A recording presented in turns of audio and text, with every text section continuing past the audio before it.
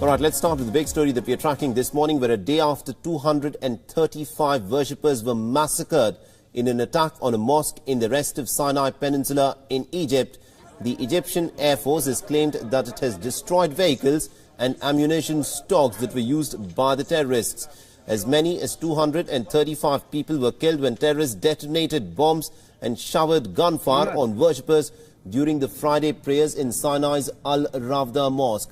Survivors recount as to how the attack happened and they tried to flee.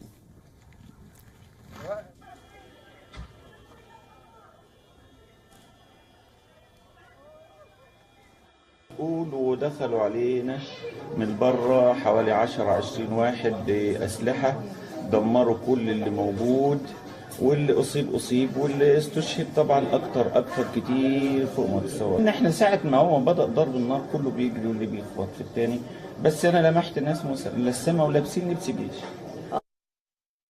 Also, a tribal leader and the head of a Bedouin militia that fights so-called Islamic State group has said that the mosque is known as a place where the Sufis gather. The terrorist group shares the Puritan Salafi view that the Sufis are heretics for seeking the intercession of saints. The terror group had previously kidnapped and beheaded an elderly Sufi leader, accusing him of practicing music. The Egyptian President Abdel Fattah al-Sisi has vowed a brutal response to the terror attacks, and the country has declared 3 days of national mourning after the attack. All right, now for more on this, we are joined by Dr. Reem Wagdi, who is a senior journalist from Cairo, who's joining us. Dr. Wagdi, this is in many ways an attack that seems to have broken away from the pattern of the past. Why has a mosque been targeted? Any information on that, sir? Hello, I'm sorry, can you repeat the question because I can't hear you clearly, I'm sorry. Yes, Dr. Wagdi, what my question was, you know, in many ways this terror attack has followed a different pattern from the past. A mosque has been attacked where 235 people were massacred. Why has a mosque come under attack? Well, when you have a terrorist attack, you don't usually have an answer to such a question. It's a terrorist attack, but what I can tell you is that this is a turning point when you are speaking about terrorist attacks in Egypt, because some people for some time related terrorist attacks to a wrong understanding of some people, to some parts of religion or something of the sort. Now we have a clear distinction between extremism and terrorism. You are not speaking about people who have different ideas, who are extremists in what they think or understand, but you are speaking about terrorists. So in that, they don't have any idea about religion, about people who are worshipping God, about mosques. It's just about killing, and that's the idea. That's why it's terrorism. That's why it's related or can be related to all terrorist attacks all over the world. Absolutely. Now my question to you is, it appears that the mosque was something where Sufis used to gather. Is it essentially a conflict between the Sufis and the Salafis, who are people who practice the much more hardline version of Islam? Is that what has played out in this attack, in this brutal attack on the mosque?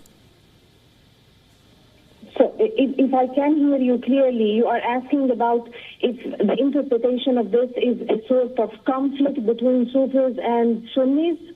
The Sufis and the Salafis, that is correct. That was my question, Dr. Wagdi. Yes. Well, I don't read it in this narrow perspective. It's more wider than this, and it's wrong to put it just in this way. If you have the situation in Sinai, and especially in North Sinai, you are speaking about the army having a grim or firm situation there. Now we are moving to another part where things are where things are more peaceful, and they are targeting a place and a duration where people are praying. So it has to do with dealing with places where things would or may be easier to have such a terrorist attack, if you get my point. Right. You see, this is not one of the places of the confrontation. Okay, and also the fact that the so-called, Islamic State is on the back foot in its traditional stronghold in Iraq and Syria. Do you think, an attack of this nature, which is almost unprecedented in Egypt, is because of a spillover of what is happening in the Iraq and Syrian region? Do you think there is a connection between that? Well, again, I'm sorry because I can't hear you clearly. Okay. I just got the point. You are saying that this is one of the reflections to what is happening in Iraq and Syria? That is correct. That was my question, Dr. Waqti. My apologies because the line is pretty bad. That was my question. Okay. Yes, it is, but in what context do you mean this? If you mean that because terrorists are under,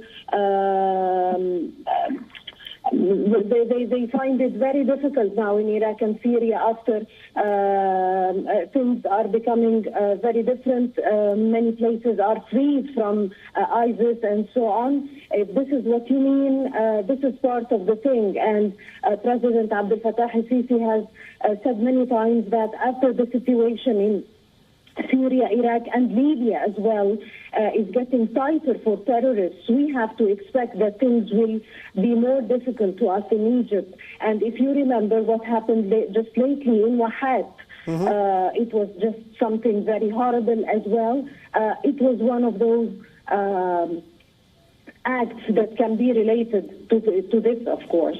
Right, and also my question is, what does Egypt now intend to do? Is something planned on a broader scale to try and identify, these individuals as to which group they belong, and does Egypt intend to go forward and tackle with those groups there? Can Egypt intend? Yeah, my question was, where does Egypt go from here? Because this attack is almost unprecedented. Have there been certain groups that have been identified within Egypt which the Egyptian government now intends to take on? Okay, I'm sorry again if I have your question. If you say, where can Egypt go from now, what the reaction will be? That is correct. That was my question, yes. Okay, so officially speaking, we are speaking about the Egyptian army that announced that its air forces has actually launched strikes a few hours after the speech of President Abdel Fattah al-Sisi, which I heard parts of on your show. There was an official statement by the army spokesman which said that those air forces destroyed vehicles used by the terrorists to execute the attack, and they also killed the elements inside. I just have to remind you that this, of course, this is a very sad time and difficult time in Egypt.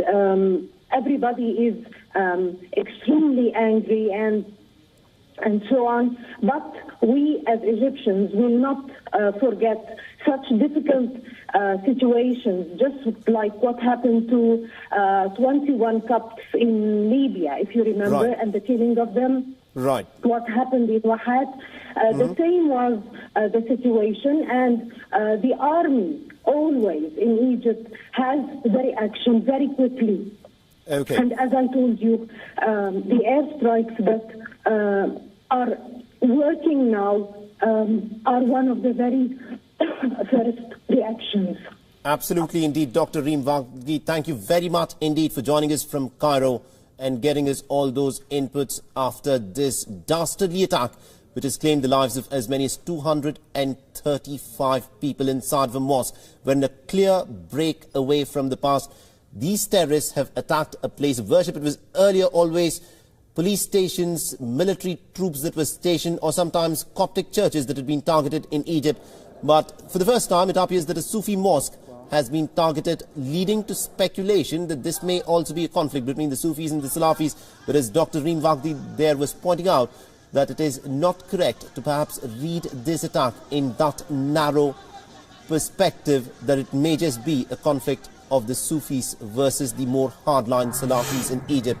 Meanwhile, world leaders including US President Donald Trump, Indian Prime Minister Narendra Modi and also Australian Prime Minister Malcolm Turnbull have condemned the ghastly attack which killed hundreds and wounded many more. Now, the US Muslims have also strongly condemned the attack that has taken place in Egypt.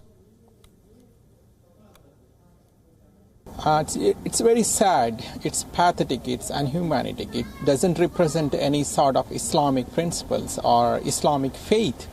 Islam doesn't allow anyone to kill, anyone to harm. Islam represents the peaceful, friendship, brotherhoodness. It doesn't support the evil act that is causing all this sort of activities is not representing the Muslim or Islamic principles.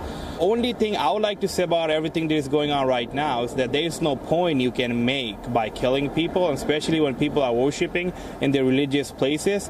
It connects back to the Texas shooting we had like recently. People who are worshiping, killing them doesn't make any point, and I feel really sad that it's still happening. Today we had a shooting in Egypt, but at the end of the day, it's really sad, but at the end of the day, my point, you can't make any point by killing people, and you can't make any point by going inside in a church, in a mosque, and